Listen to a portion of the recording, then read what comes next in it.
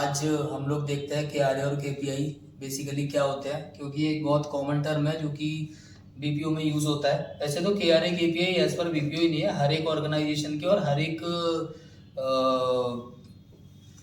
Position के अलग अलग KRA और KPI होते हैं। फॉर एग्जांपल कोई बंदा एक सॉफ्टवेयर इंजीनियर है तो उसके भी KPI सेट है, ठीक है।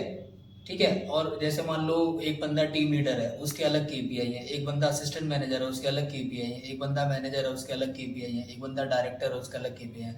आप अगर कॉलर हो तो आपकी अलग KPI है, ठीक है। KPI बेसिकली होता है कि हम KPI करते तो रहते हैं, ये बेसिकली होता क्या है, ठीक है। हमारे पास दो चीज है, एक KRA और एक KPI, ठीक है। दोनों को जानते हैं, दोनों है क्या, KRA, ठीक है, और KPI।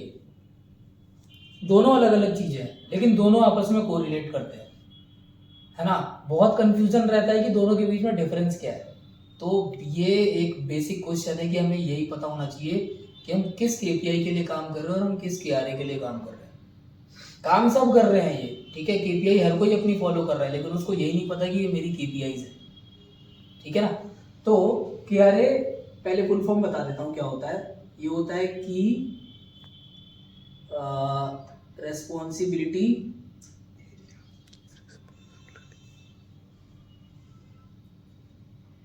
एरियाज, ठीक है।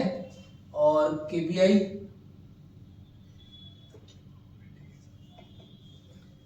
होगा आपका की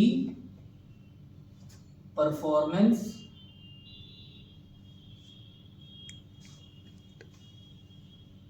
इंडिकेटर्स।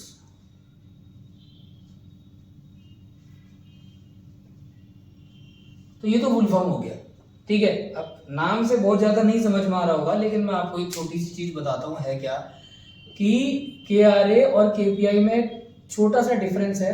हम डिफरेंस बोले या एक कॉमन बोले, वो ये है। फॉर एग्जांपल हम एक बैंक के लिए काम कर रहे हैं, फॉर एग्जांपल, ठीक है। बैंक ने हमको कुछ टारगेट दिया होगा, ठीक है ना। बैंक ने अपने को कुछ टारगेट दिया कि भाई आपको इतने नंबर रिजॉल्व करने हैं, ठीक है। फॉर एग्जांपल बैंक ने मेरे को बोला कि आपका जो टारगेट है ना वो ये है, टारगेट आपका 90% है, ठीक है। तो मेरा मोटो क्या है, टारगेट 90% अचीव करना, ठीक है। तो ये मेरा KRA है, मतलब कि मेरा मेन टारगेट क्या है, ठीक है। मैं किस टारगेट के लिए काम कर रहा हूं, बेसिकली मेरा मेन काम है क्या, वो मेरा ये है टारगेट को अचीव करना। ये हमारा KRA है। अगर हम एक बैंकिंग के टर्म्स में अगर बात करें, हर पर्टिकुलर हर कंपनी के या हर ऑर्गेनाइजेशन के KRA KPIs अलग अलग होते हैं। अभी हम पर्टिकुलर बात कर रहे हैं बैंकिंग से रिलेटेड, तो ये मेरा KRA बन गया। अब इस KRA को अचीव करने के लिए मैं क्या क्या अलग अलग चीजें करूंगा यहाँ पर, वो मेरी KPI होगी।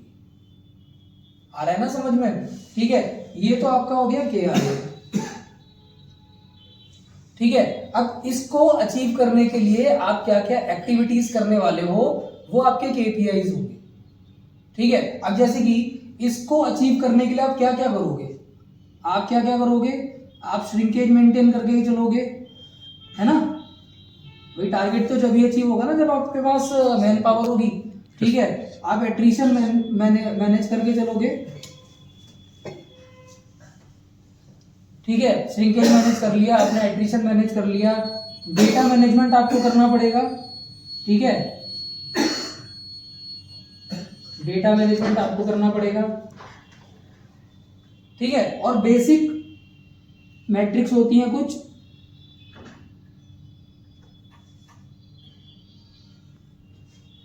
ठीक है। तो कुल मिला के 3-4 चीजें हैं जिन पर मैं अगर फोकस कर लूंगा तो ये मेरा मुझे जो मेन टारगेट मिला था ना ये अचीव हो जाएगा, ठीक है। तो KRA और KPI के बीच में क्या है कि KRA हमारा है एक टारगेट जिसके पीछे मुझे भगना है, ठीक है।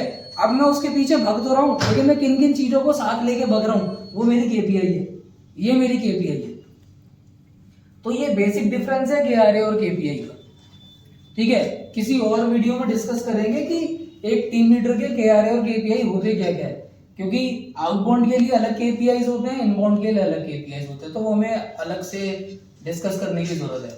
बट अभी अगर मोटा मोटा देखें कि KRA और KPI में डिफरेंस क्या होता है, तो लॉजिक ये है इनके पीछे। ठीक है, क्लियर है? Yes. हर ऑर्गेनाइजेशन के KRA KPIs डिफरेंट होंगे, ऐसा नहीं है कि मैंने ये लिख दिया तो हम एक कॉमन KRA KPI होंगे, ऐसा कुछ भी नहीं है। ठीक है, हर एक ऑर्गेनाइजेशन के, क्योंकि देखो हमें नाम से समझ में आ रहा है, एक बंदा अगर कोई सॉफ्टवेयर इंजीनियर है तो उसके पास टारगेट कुछ और ही होगा ना, कि भाई आपको इतने % लोगों को रिजोल्यूशन देना है, या फिर आपको ये अपना प्रोजेक्ट अचीव करना है इतने दिनों में। ठीक है ना, अब उसको उतने दिनों में प्रोजेक्ट अचीव करना है, वो उसका KRA हो गया। लेकिन उसको उतने दिनों में प्रोजेक्ट अचीव करने के लिए क्या क्या एक्टिविटीज करनी पड़ेगी, मल्टीपल एक्टिविटीज करेगा ना अपना, वो सब उसके लिए KPI बन जाएगी। Yes sir. ठीक है, तो यही था आज के लिए। ठीक है, नेक्स्ट हम डिस्कस करेंगे किसी और दिन, तब तक के लिए थैंक यू सो मच।